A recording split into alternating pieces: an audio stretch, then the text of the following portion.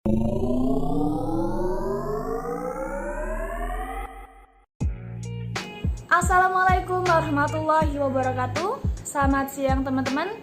Dalam video kali ini saya akan memaparkan hasil jawaban UTS dari mata kuliah Produksi Penerbitan Pers. Oke, tapi sebelum itu izinkan dulu nih saya buat perkenalan dulu ya teman-teman. Nama saya Lutfi Hida Oktaviani, NIM 116 ya, 116 saya lupa. Ya bener. Oke, NIM saya 116. Dalam mata kuliah Produksi Penerbitan Pers ini saya mengambil kelas C. Oke, teman-teman sudah tahu ya. Sekarang langsung aja kita menuju ke pertanyaan yang pertama.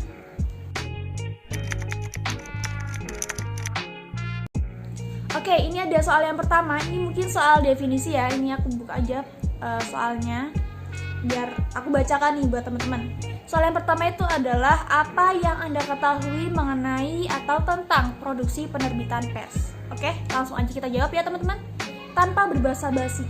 Jadi kan produksi penerbitan pers ini terdiri dari 3 suku kata nih. Yang pertama ada produksi, terus ada penerbitan, dan juga ada pers. Produksi sendiri dalam Kamus Besar Bahasa Indonesia, astagfirullah salah teman-teman. Itu ya, KBBI itu artinya adalah proses yang menghasilkan gitu kan.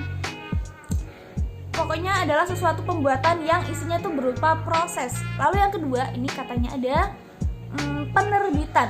Penerbitan sendiri itu dapat kita maknai sebagai proses yang menghasilkan atau ada outputnya. Lalu yang ketiga ini adalah pers. Secara harfiah ini artinya berupa cetak, media cetak ya.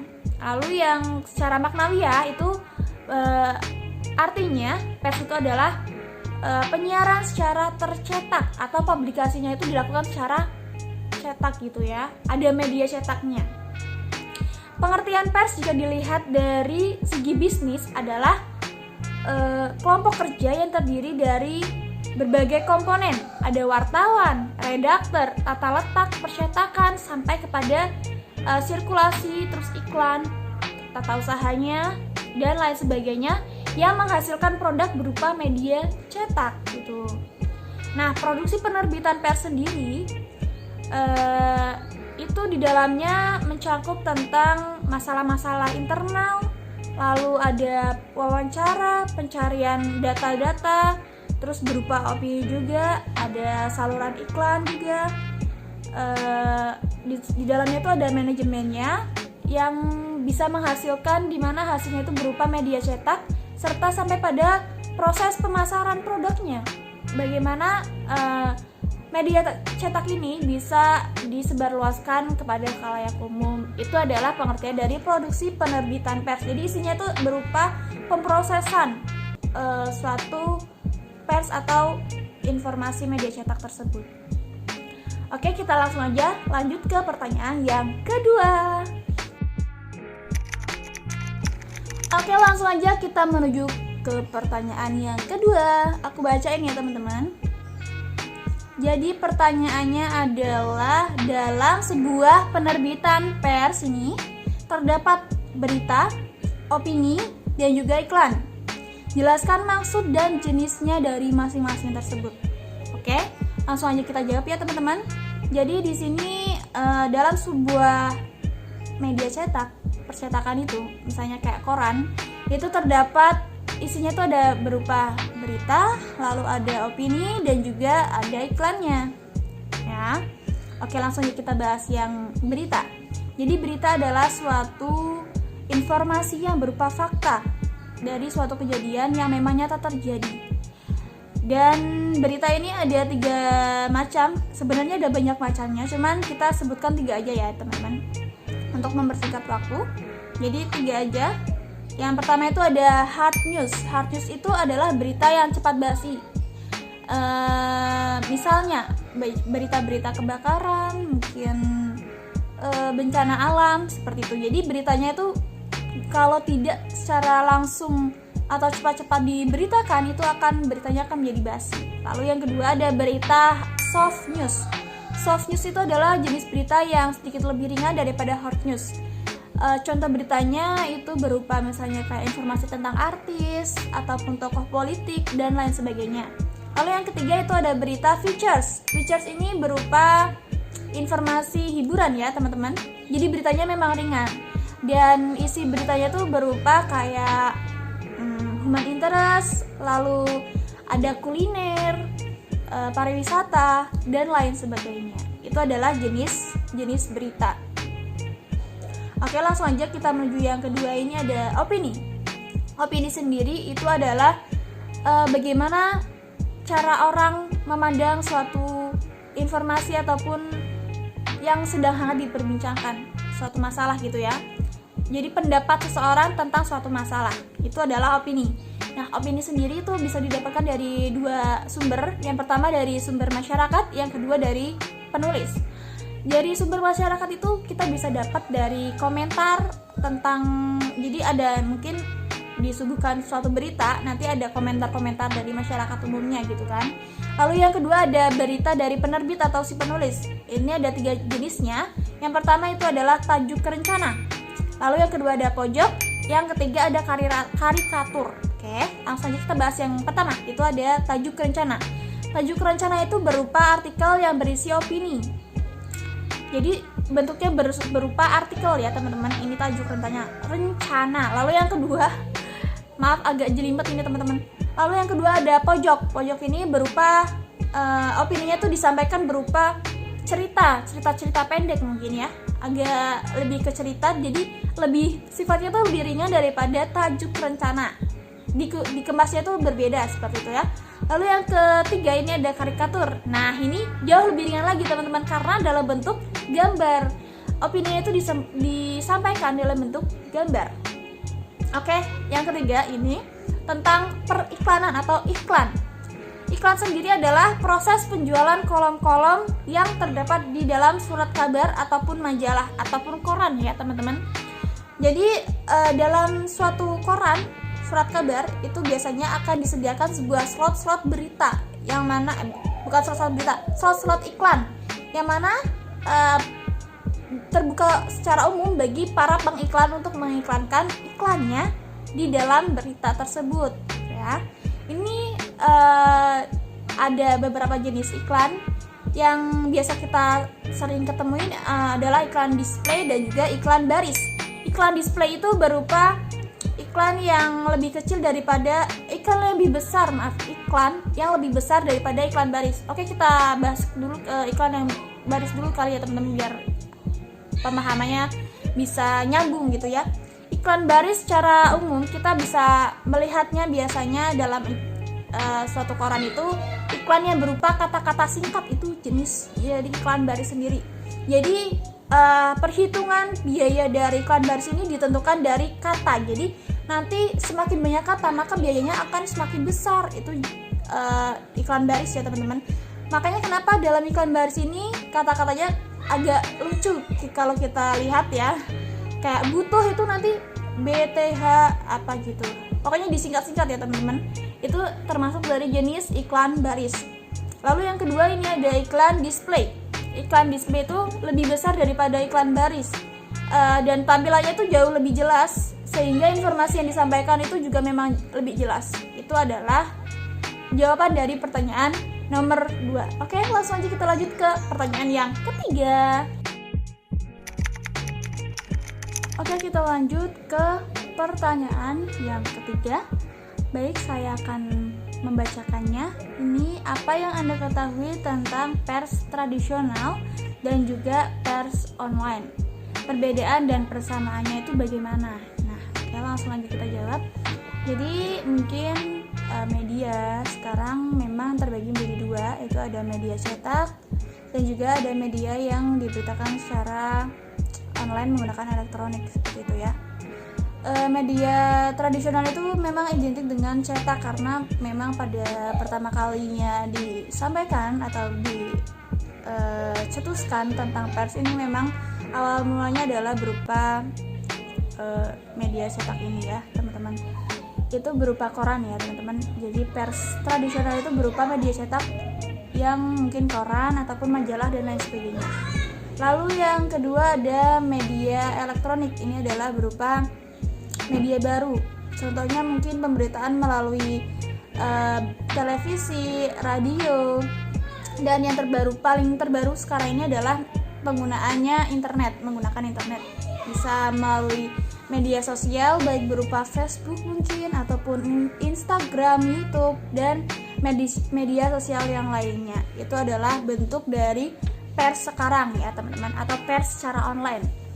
Lalu apa sih perbedaan dan juga persamaannya? Kita lihat dari perbedaannya dulu ya teman-teman. Perbedaannya mungkin kalau pers tradisional, berita, informasi ataupun yang ingin disampaikan itu tidak bisa secara langsung kita sampaikan saat itu juga. Jadi nanti akan ada proses pengolahan data itu dan mungkin akan dicetak dulu. Itu kan membutuhkan proses dan tidak bisa secara langsung dipublikasikan kepada khalayak umum.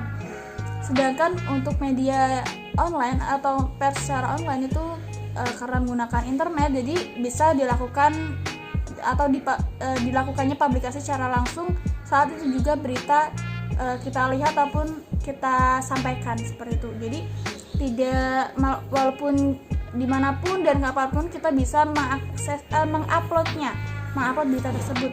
Jadi itu juga tergantung dari adanya jaringan internet juga teman-teman. Itu adalah perbedaan dan juga persamaan dari pers tradisional dan juga pers online. Maaf agak jelimet juga nih. Oke, langsung aja kita lanjut ke pertanyaan yang selanjutnya.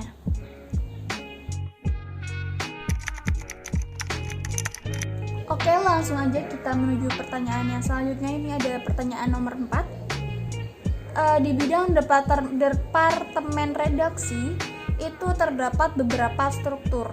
Ya teman-teman, jelaskan dan sebutkan masing-masing dari struktur tersebut, masing-masing tugasnya. Itu kita disuruh menjelaskan. Oke, langsung aja. Dalam departemen redaksi itu terdapat beberapa struktur ya. Yang pertama itu ada pemimpin redaksi. Tugasnya adalah untuk bertanggung jawab terhadap semua mekanisme ataupun aktivitas kerja keredaksian sehari-hari. Lalu yang kedua ada redaktor pelaksana, bertanggung jawab terhadap mekanisme kerja redaksi sehari-hari, memimpin rapat perencanaan, rapat checking, dan juga rapat sidang redaksi. Lalu yang ketiga ada koordinator liputan. Ini tugasnya adalah memantau dan juga mengagendakan jadwal berbagai acara seperti mungkin misalnya seminar, lalu ada press conference dan juga lain sebagainya. Dan ini membuat mekanisme kerja ataupun komunikasi antara redaktur dan juga reporter itu terjalin lebih baik seperti itu ya.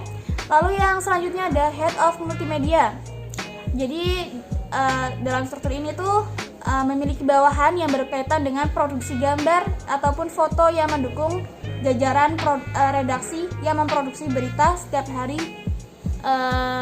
dalam pemberitaan redaksinya tersebut. Lalu yang selanjutnya adalah community development and citizen journalism. Dapat didefinisikan sebagai kegiatan pengembangan masyarakat yang diarahkan untuk memperbesar akses masyarakat untuk mencapai kondisi sosial ekonomi budaya yang lebih baik apabila dibandingkan dengan sebelum adanya kegiatan pembangunan, sehingga masyarakat di tempat tersebut diharapkan menjadi lebih mandiri dan juga lebih berkualitas kehidupannya dan lebih sejahtera seperti itu ya. Lalu yang selanjutnya ada editor bahasa, kreatif dan juga videografer. Editor bahasa ini bertugas untuk menyempurnakan naskah yang ada dalam berita yang akan diinformasikan tersebut. Lalu yang selanjutnya ini ada video editor. Video editor bertanggung jawab terhadap proses editing, di mana dari sekian banyak stok gambar itu pastinya akan ada gambar yang dipilih, dan gambar tersebut memang dipilih memang secara langsung mencakup beberapa hal yang memang memenuhi kriteria untuk diterbitkan seperti itu ya. Lalu yang selanjutnya ada grafis.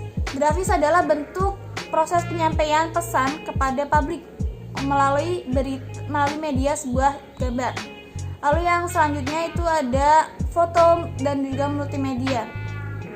Foto ataupun jurnalisme fotografi itu adalah kombinasi antara kata dan juga gambar yang bernilai dan menghasilkan kesatuan komunikasi sehingga mengandung nilai jurnalistik seperti aktual, faktual, penting, dan menarik. Multimedia adalah praktik jurnalisme kontemporer yang mendistribusikan konten berita baik menggunakan 2 ataupun lebih format media melalui internet atau menyebarluaskannya berita tersebut melalui platform media seperti itu ya. Lalu yang terakhir ini adalah jurnalis ataupun orang yang bertugas sebagai penyiap atau pencari materi ataupun pencari data informasi seperti itu ya, dan juga mengolahnya dan menyajikan tulisannya kepada khalayak umum seperti itu melalui saluran media tertentu. Itu adalah jawaban dari pertanyaan yang nomor 4. Langsung saja kita menuju pertanyaan yang terakhir.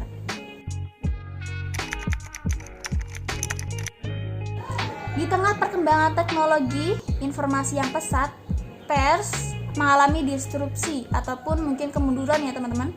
Bagaimana menurut Anda agar pers tetap eksis dan dapat diterima dengan baik oleh publik gitu?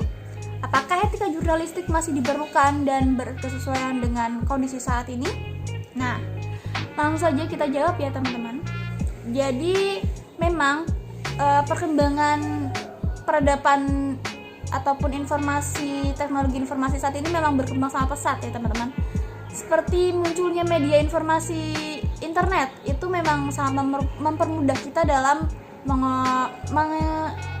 mendapatkan informasi, maksud saya agak jelimet ini. Oke.